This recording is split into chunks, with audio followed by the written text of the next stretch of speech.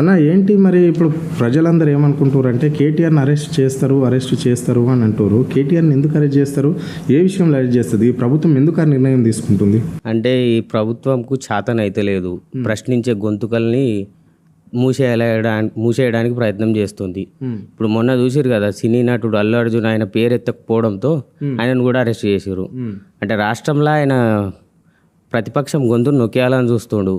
6 గ్యారెంటీలను దృష్టి మళ్లించడానికి కేటీఆర్ని అరెస్ట్ చేస్తా, కేసీఆర్ బయటికి రావాలి, వీళ్ళదంతా ఇదే పాలన చేసే శాతం అయితే లేదు. గుంపు మేస్త్రికి వేస్ట్ కానీ పాలన నడుస్తుంది. ఇక కేటీఆర్ని అరెస్ట్ చేస్తే మేము ఊకుంటాం? మాలాంటి ఉద్యోగాలు చేసేటోళ్ళు ఊకుంటారా? తొక్కుతాం కొడుకుని రేవంత్ రెడ్డి కానీ. ఎందుకు తొక్కమండి? రాష్ట్ర ఖ్యాతిని పెంచిన కేటీఆర్ని ఎందుకు అరెస్ట్ చేస్తాడు? పని చేసే శాతగానోడి గుంపు మేస్త్రి గాడు. అరే రేసింగ్ కేసులో కేటీఆర్ బాగా ఫ్రాడ్ చేసిండని చెప్పేసి ముఖ్యమంత్రి అన్న కాళేశ్వరము మీద వీళ్ళ ప్రతిపక్షంలో ఉన్నప్పుడు కాళేశ్వరం మీద మొత్తం ఇదే అలర్ట్ చేసారు. ఒక్కటని ఆధారం చూపించిర్రా? సంవత్సరం అయింది వీళ్ళ పాలన, కేసీఆర్ని అరెస్ట్ చేసిరా? ఆధారం లేని ఎట్లా అరెస్ట్ చేస్తావా నువ్వు? అర్థం కాదు మాకు. చూపి ఆధారాలు చూపి. చెప్తున్నాడు కదా ఇప్పుడు లగ్జర్లలో కూడా అల్ల కల్లోలం చేస్తాం. లగ్జర్ల బాధితుల గురించి కేటీఆర్ పోయినందుకు ఆయన్ని అంటుండి చేపించిండు అని చెప్పేసి ముఖ్యమంత్రి చెప్తున్నాడు. ముఖ్యమంత్రి ఏం లేదన్న రాష్ట్రంలో 6 గ్యారెంటీలో దృష్టి మళ్ళీ కదా జనాలది. కానీ ఏ శాతం అయితే లేదు మనోనికి. ఏమంటారు మాస్ లీడర్ రేవంత్ అన్న, మాస్ లీడర్ అన్న. మాస్ లీడర్ అయితే ఖాళీ డైలాగ్ కొడితే సరిపోదు. ఇప్పుడు 2 లక్షల రుణమాఫీ చేయాలి, ఇంకా చాలా మందికి చేయాలి. ఒక 20% చేసి ఎవరికి కూడా చేయాలి. మాకు సబ్సిడీలు రావాలి. 2019-20 వరకు కేసీఆర్ సార్ ఉన్నప్పుడు ఇచ్చిండు. ఇప్పుడు ఫైనాన్స్ డిపార్ట్మెంట్లో అమౌంట్ లేక మాకు సబ్సిడీ చెక్కులు బౌన్స్ అయిపోతున్నాయి. కలెక్టర్ సీసీ దగ్గర పోయినా నేను. ఇది లేదు, పాలన మీద దృష్టి లేదు. ప్రతిపక్షం గొంతు నొక్కడము, ప్రశ్నించే గొంతు నొక్కడము. ఇదే కేటీఆర్ గారిని ముట్టుకుంటే రాష్ట్రం అంతా అల్లకల్లోలం అవుతుంది. రేవంత్ రెడ్డిని నిడిచిపెట్టాడు కేటీఆర్ గారు. ఖచ్చితంగా నేను అడ్డుపడుతూనే ఉంటారు. ప్రతి గ్యారెంటీ నువ్వు నెరవేర్చే వరకు నేను వదిలిపెట్టే సమస్య లేదు. కేటీఆర్ అంటున్నారు. కేటీఆర్ ఏం చేసిండని అరెస్ట్ చేయదు ప్రభుత్వం, మొత్తం ఫ్రాడ్ చేస్తుండు కేటీఆర్ అని చెప్పేసి రేవంత్ రెడ్డి అంటున్నాడు.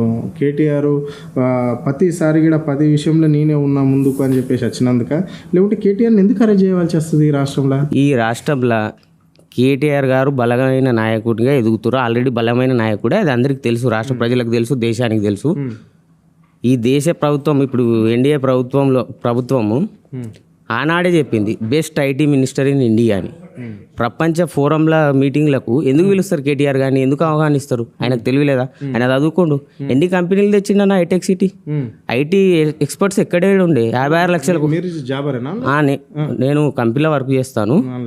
ఐటీ ఎక్స్పర్ట్స్ 56 లక్షలు ఉండే. 56 లక్షల కోట్లు ఎంతనో. 3 లక్షల కోట్లకు ఎవరు పెంచారన్న? కేటీఆర్ గారు కదా పెంచింది. మేము 2014లో మేము హైదరాబాద్లో ఉంటుంది. అసలు మీరు ఈ మైండ్ స్పేస్కి పోయారా మీరు ఎప్పుడన్నా? ఇప్పుడు దిమ్మ తిరిగిపోతుంది. ఎవరు చేసిరు ఇదంతా అభివృద్ధి? కళ్ళకు కట్టుకుంటా పుల్ల డబ్బులే పెడతామా? ఏదన్నా అభివృద్ధి చేసింది కళ్ళ మీద వరుసుకుంది ఉంది కదా. తెలియదన్న వీళ్ళకు పాలన చేత కాదు. ఏదో ఇట్లా వచ్చేసారు, ఆ వాన పడ్డట్టు ఇట్లా వచ్చేసారు. రాష్ట్ర ప్రజలకు అందరికీ తెలుసు. వీళ్ళు కేటీఆర్ గారిని అరెస్ట్ చేయడానికి ఏం లేదు కారణం. ఈయన ఎక్కువ ప్రతిపక్ష గొంతు ఈయన ఎగిసిపడుతుండు, ఇది ముయ్యాలి అని. అంటే ప్రజల గొంతు మరి ప్రజల గొంతే కదా మరి ప్రభుత్వం.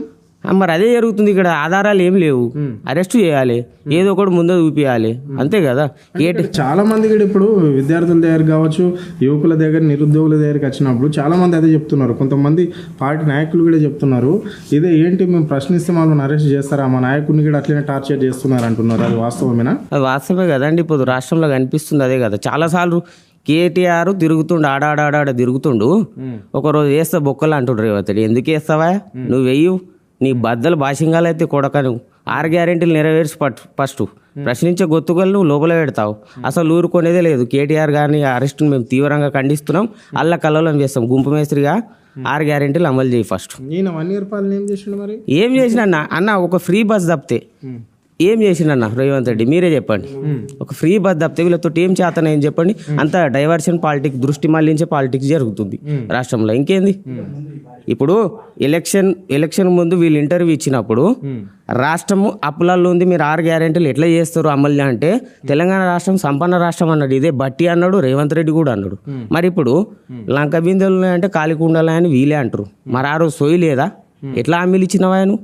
బడ్జెట్ సరిపోదు అని అడిగారు, రజనీకాంత్ గారు ఎవరు అడిగారు, అవును. క్వశ్చన్ వేసారు. సంపన్న రాష్ట్రం తెలంగాణ అన్నావు, మరి ఈరోజు ఎందుకు 6 గ్యారెంటీలు అమలు అయితే లేవు? చెప్పాలి కదా దానికి సమాధానం. మరి ఎటు పోతున్నాయి డబ్బులు?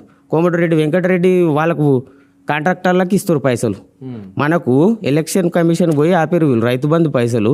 కేసీఆర్ గారి గవర్నమెంట్లో వాళ్ళు వేస్తే ఒక్క మాట హరీష్ రావు గారు ఒక్క మాట అన్నందుకు పోయి కంప్లైంట్ ఇచ్చి ఆపిచ్చారు. మరి ఆ డబ్బులు అసలు రైతు బందే రాలేదు ఈసారి. ఎటు పోయినాయి ఆ డబ్బులు? ఎవరు తీసుకున్నారు? కోమటిరెడ్డి బ్రదర్స్కే పోయినాయి కాంట్రాక్ట్ పైసలు. పేదలకు ఇయ్యరు కానీ వాళ్ళ బ్రదర్కి ఇస్తారు. ఇది పాలన వీళ్ళది. జనాలకు అంత క్లారిటీ ఉన్నది బ్రదర్. కేటీఆర్ గారిని అరెస్ట్ చేస్తే ఊరుకునేదే లేదు, అందరికి తెలుసు.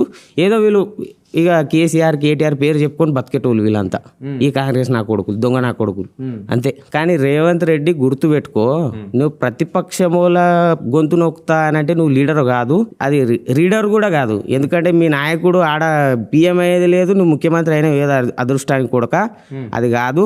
మంచి పాలన చెయ్యు, జనాలు ఆశీర్వదిస్తారు. కానీ నీ అంత బేకార్ సీఎం మేమైతే చూడలేము. నాయకులతో సత్సంబంధాలు నడుస్తున్నాయి. అదే అంటున్నా నేను. ఇప్పుడు రాహుల్ గాంధీ ఉన్నాడు ఆడ, ఆయననేమో అదాని మీద యుద్ధం చేద్దామంటాడు, ఈయననేమో అదానితో దోస్తాడు. అసలు వీళ్ళది నేషనల్ పార్టీనా? నేషనల్ పార్టీ మన స్టేట్ పార్టీ?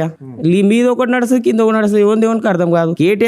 కేసీఆర్ గారు రాష్ట్ర అభివృద్ధి కోసం ఢిల్లీకి పోతే అప్పుడేమో కామెంట్ చేశారు ఎవరి సొత్తు మీద పోతారు. ఈయన ఢిల్లీకి 29 సార్లు పోయింది. ఇప్పుడు మరి ఇది ఎవరి సొత్తు మీద పోతున్నావు ఆయన? నువ్వు ఇక్కడైనా ప్రజాపాలన అంటాడు, పాలన అంతా అలాగే నడిచింది. ఇది ప్రజాపాలన ఎట్లయితుందండి మీరే చెప్పండి.